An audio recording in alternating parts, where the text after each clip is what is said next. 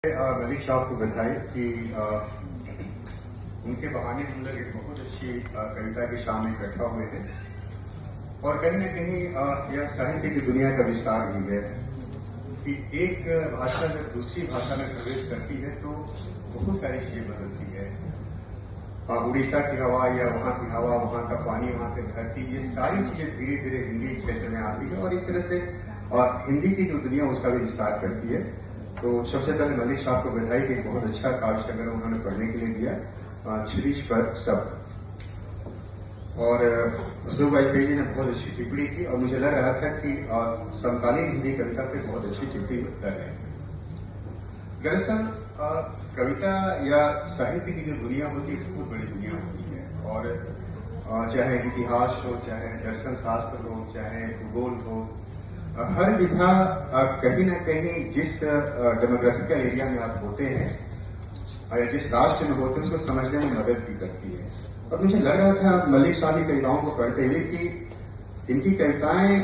कहीं ना कहीं जो हमारा समकालीन भारत है और जो करीब करीब 1950 के बाद जो बनना शुरू होता है उसको समझने में थोड़ी बहुत मदद करती है। आप अगर गौर करेंगे तो समकालीन भारत जिसे हम कह रहे हैं उससे बहुत सारे कुछ हमारे समय के सवाल हैं। विभाजन के बाद यद्यपि विभाजन पर कोई कविता नहीं कि हम एक कविता बहुत अच्छी कविता है साम्प्रदायिकता को लेकर के, तो वही मैं देख रहा था कि साम्प्रदायिकता के सवाल पर,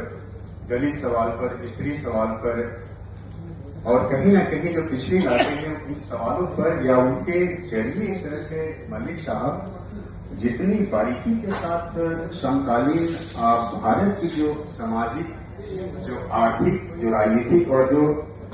जोग्राफिकल जो मैपिंग करते हैं और मुझे बहुत अच्छा लग रहा था। और कई बार मैं यही महसूस कर रहा था कि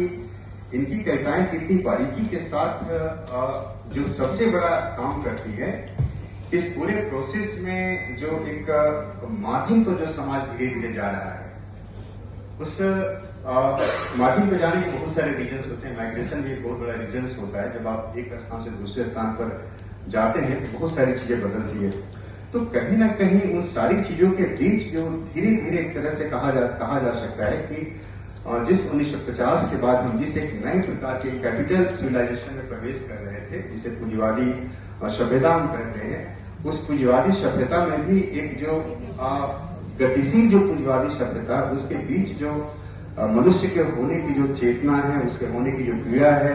और कहीं ना कहीं धीरे धीरे कहा जा रहा है कि समाज को जो एक नए चीजों का अनुभव हो रहा था उसकी तरफ इनकी कविताएं इशारा करती है। अब जानते हैं मुझे अच्छा लग रहा था कविताएं पढ़ते कि ऋषिकेश मलिक ये बहुत साहस के साथ जो समकालीन समय है, और सबसे बड़ी बात है कि ये कई बार अपनी कविताओं में ऐसे संकेत छोड़ देते हैं जिसको देख करके लगता है कि बहुत सारे कवि आज के समय में कम से कम उस शब्दों का इस्तेमाल नहीं करेंगे। जैसे एक जगह दीनदयाल सरकार की बात करते, मुझे नहीं पता किस सेंस में उसकी चर्चा कर रहे हैं, लेकिन मुझे समझ में आया कि उसके पीछे क्या मंशा हो सकती है। और इसीलिए मुझे बार बार लगा कि भारतीय समाज में जनतंत्र के नाम पर जो एक तरह से बहुत सारी चीजें चल रही है, उसके बारे में कहा जा सकता है कि अपनी कविता में बहुत ही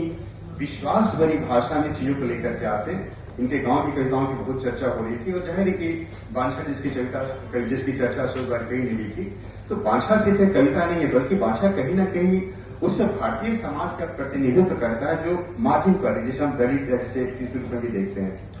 आप कह सकते हैं कि मलिक साहब की कविताएं जो है उसमें जो एक बात मुझे बार बार आकर्षित कर रही थी कि कहते हैं कि समकालीन समय की जो सबसे बड़ी एक जो मनुष्य समाज में जो परिवर्तन आया है कि हर आदमी बहुत बेचैन अपने को महसूस करता है, और जिस तरीके से जो बेचैनी है, जो तनाव है,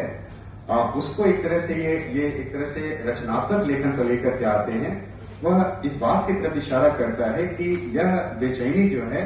वह जितनी राजनीतिक है उतनी ही एक तरह से नैतिक भी है।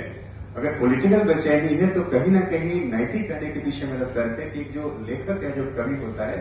जितना बारीकी के साथ एक तरह से अपनी नैतिक जिम्मेदारी भी मानता है कि समाज की जो भी ऐसी हलचल है उसको लेकर के एक तरह से काम करना शुरू करे। आप कह सकते हैं कि मुझे अच्छा लग रहा था कि समकालीन हिंदी कविता में मलिक साहब जिस तरीके से मतलब अपनी उपस्थिति दर्ज करते हैं वह हिंदी और उड़िया कविता के बीच एक सेतु का भी काम करेगी और कई बार लगता है कि हिंदी कविता के जो बहुत सारे सवाल हैं, जो समकालीन समय के सवाल हैं, वे सवाल अच्छा लगा कि उड़िया कविता में भी है, और कहीं ना कहीं ये पूरी दुनिया में जो बहुत सारी जो गतिशीलता हो रही है, उसमें ये सारे सवाल बड़े सवाल करके दिखाई पड़ते हैं। कहीं नस्ल के रूप में है, कहीं स्त्री की बेचैनी के रूप में है, कहीं ना कहीं मतलब जो एक तरह से जो हम कह सकते हैं कि जो सामाजिक पीड़ा जो होती है, जिसे हम सोशल डिग्निटी के नाम पर एक तरह से रजिस्टर करते हैं, तो बहुत बारीकी से मलिक साहब इस सामाजिक उत्पीड़न के सवाल को एक ह्यूमन डिग्निटी के साथ दर्ज करते हैं, और इनकी कविता की बहुत बड़ी विशेषता है। तो मैं इन्हीं कुछ शब्दों के साथ अपनी बात को समाप्त करूंगा और मलिक साहब को पुनः बधाई दूंगा कि बहुत बारीकी के साथ समकालीन की कविता में हस्तक्षेप करते हैं और समकालीन समय के सवालों से बार बार टकराते हैं और बार बार इस बात की तरफ इशारा करते हैं कि अगर कवि या लेखक का काम अगर बोलना है तो उसे सच बोलना चाहिए। और कई बार कहा जाता है कि सच बोलने का जो साहस है वो साहस। तो पुनः बधाई ऋषिकेश मलिक साहब आपकी कविता के लिए भी और इस शाम के लिए भी, और फिर हमारी आपसे बातचीत होती रहेगी। और मुझे बार बार लग रहा था कि थोड़ी सी और विस्तार से बात की जरूरत है, लेकिन कभी हम बातचीत करें।